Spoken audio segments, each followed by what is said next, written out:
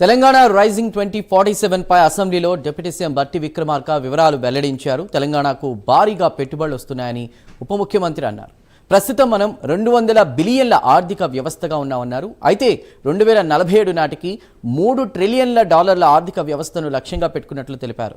ఇప్పుడు మనం ఏమీ చేయకున్నా 2047 నాటికి 1.27 ట్రిలియన్ల ఆర్థిక వ్యవస్థగా మారతామని బట్టి స్పష్టం చేశారు. క్యూర్, ప్యూర్, రేర్ లక్షణాలను నిర్దేశించుకున్నామని అన్నారు. ఈరోజు మనం $200 బిలియన్ ఆర్థిక వ్యవస్థగా ఉన్నాం. కానీ నన్ను వెంటాడుతున్న మరియు ఈ సభలోని ప్రతి సభ్యుడిని వెంటాడాల్సిన ప్రశ్న ఏమిటంటే, తర్వాత ఏం జరుగుతుంది?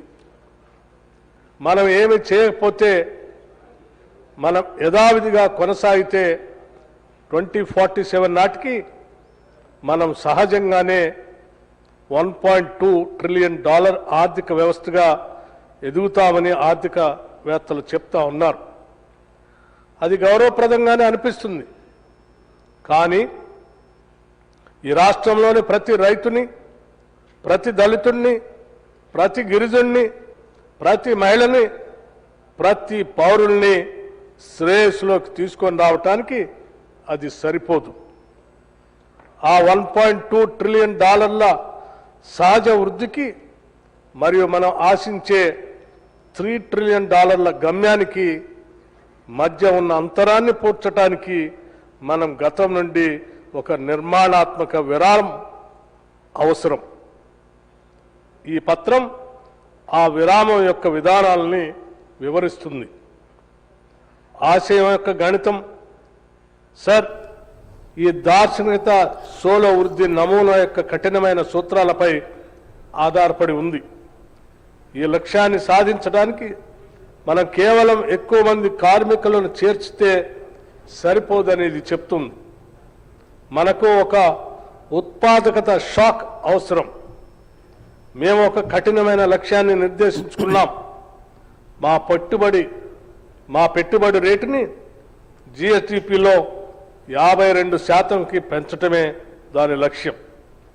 దీనికోసం మనం మూలధనాన్ని నియంత్రించే రాష్ట్రం నుండి దానిని ఉత్ప్రేరకపరిచే రాష్ట్రంగా మారాలి.